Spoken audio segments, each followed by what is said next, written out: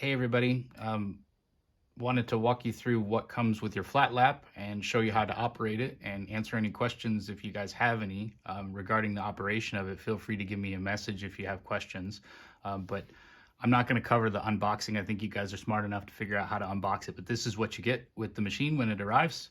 So get the AC power adapter and the AC line cord. This is what you connect to your power outlet, and it connects just like a computer laptop power supply to there, and then the rest of it plugs into the machine, which I'll show you in a bit. Selection of diamond discs. You get 3 hard discs, 80, 180, and 360. These are just steel electroplated discs. Diamonds on one side on a flat steel disc.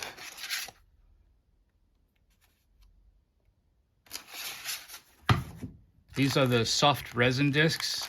These are in 600, 1200, and 3000 grit. And these are magnetic backed, and you'll feel they're kind of soft and squishy, so they can do compound curves nicely if you want to cab with the machine. Felt polish disc, also magnetic backed, so you don't have to have a screw and tighten it down each time. This is designed for use with cerium oxide or aluminum oxide. You could also use diamond paste, but for diamond paste, it's probably want a canvas or leather pad instead. But this works great for cerium, for opals and things like that. This is the main machine in its flat lap configuration. You'll see this hose has already been pre-connected for your drain line. You could just put this off the side of your desk into a bucket for your waste line.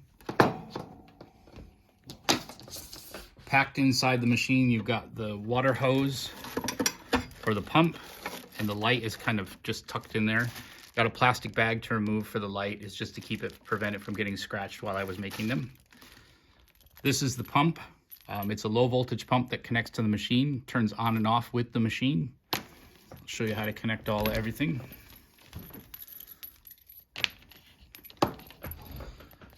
So on the side of the machine is a connector for the pump, which is this little guy. It has a key on it, so it'll only go in one direction. The little notch on the connector should point up. You'll find the notch and it slips right in, and then there's a screw thread to tighten it down so it doesn't come off. This is the water line connector. It goes, you push into this blue fitting and just shove all the way in, and it just sticks. If you want to get the water hose out, you pull this blue ring towards the machine while simultaneously pulling out. It's a quick release connector. So you just push to lock, and then to release you push down on the blue and then pull on the hose, and it'll come right out. So the pump connector is about, it's a meter worth of cable.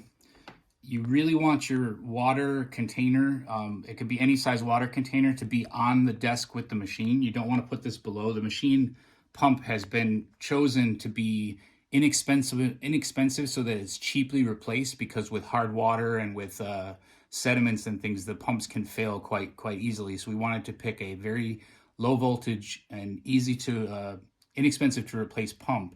But because of that, it's not very powerful, so it can't lift water from a large distance or a high distance. So you want your container to be within a meter and at the same level of the machine.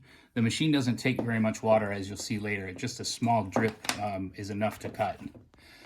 This power supply connector is also keyed. It's a 3-pin, and there's a little arrow and a notch at the top. That goes at the top, and this is a locking connector. You just push in until it locks, and then to release it, you push the lever and pull out. So the positive lock, push the lever to pull out. So that's the main power. You'll see there's a light on the power brick that tells you when your line cord is connected and you've got power. This is very safe. It's 24 volts. It's low voltage DC, so you don't have to worry about getting electrocuted.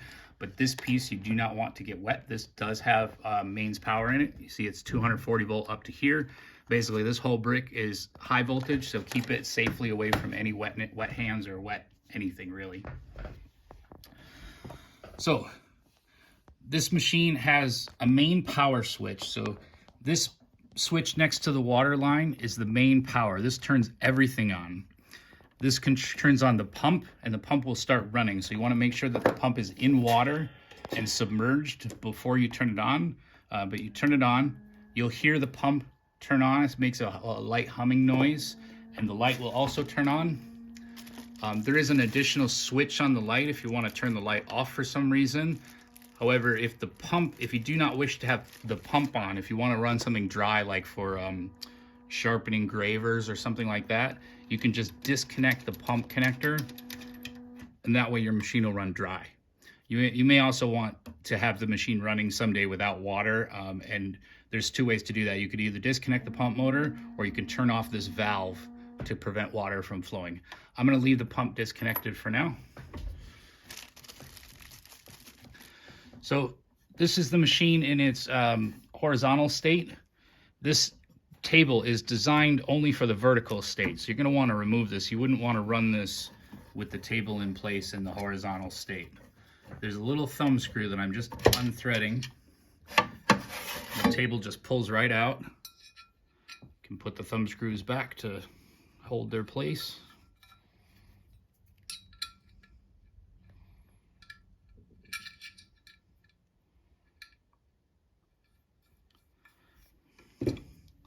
So this two switches and this knob control the speed of the motor. This is a 6-inch machine. The 8-inch machine would be identical, just with a larger disc and larger abrasives. This is basically the run stop switch, and this controls the speed. I've got the speed all the way down right now. You can turn the motor to run. It's basically ready, but nothing happens until you turn the speed up, and then you will see the platter start to turn. Infinite speed control. Got very good torque at low RPM, so you can do very delicate cuttings or higher aggressive grinding. I've found that there's little to no need for the full speed. The full speed is very fast. It's quite a bit too fast for most cutting activities. You're probably going to want to run around this point about 2/3 to 3/4 most of the time.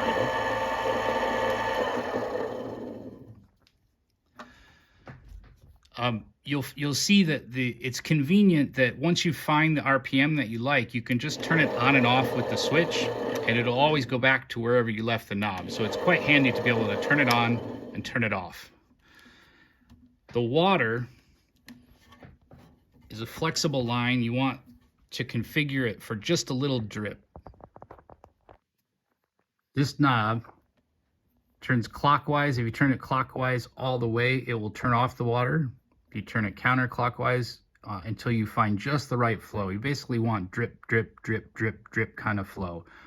If you have it all the way open, it'll be a shooting stream of water. That's probably way more water than you would ever need. I'll do another video where I show cutting and I'll show what I mean, but you turn this basically so it's just a light drip, and you're going to want to point it right at the center of the disc. And that way the centrifugal force will force the water out along the edge and cool your entire platter. You wouldn't want to run it here because then you won't be getting any cooling in the middle. So basically keep it just to the middle.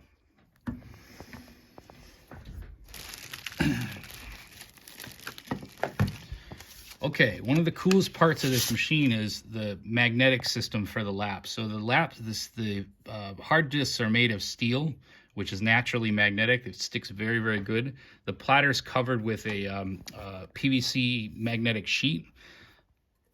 You just place the disc on close to the center and just drop it, and then you can kind of use your hands to slide it till it gets to the center point.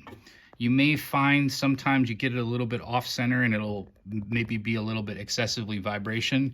You just want to kind of make sure you get this as close to center as you can. Turn it on. If it vibrates a little, kind of shift it around. We've left it so that it doesn't have an index for the center hole so that you can use full face laps later in the future. If I left an index for the center of the disc to center it every time, you wouldn't be able to use full face discs, which I think a lot of people will want to use full face discs on this. So the hard discs, 80, 180, and 360 are your main cutting discs. The 80 is very, very aggressive. You'll probably use the 180 and 360 most. 80 might be useful for very, very hard stones like agate and chalcedony.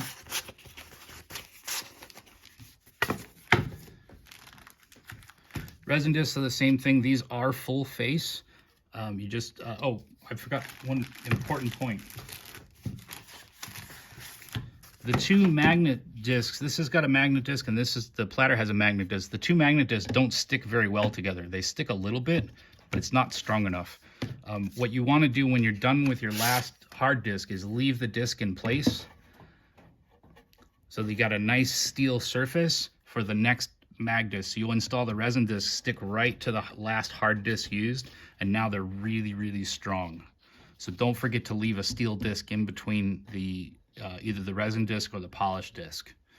So they just fit just the same. They slide quite a bit to get them centered. So you might have to manipulate them to get them in the center. Run the machine, see if it vibrates. If it doesn't vibrate, you're good to go. And then the last one is the polishing disc.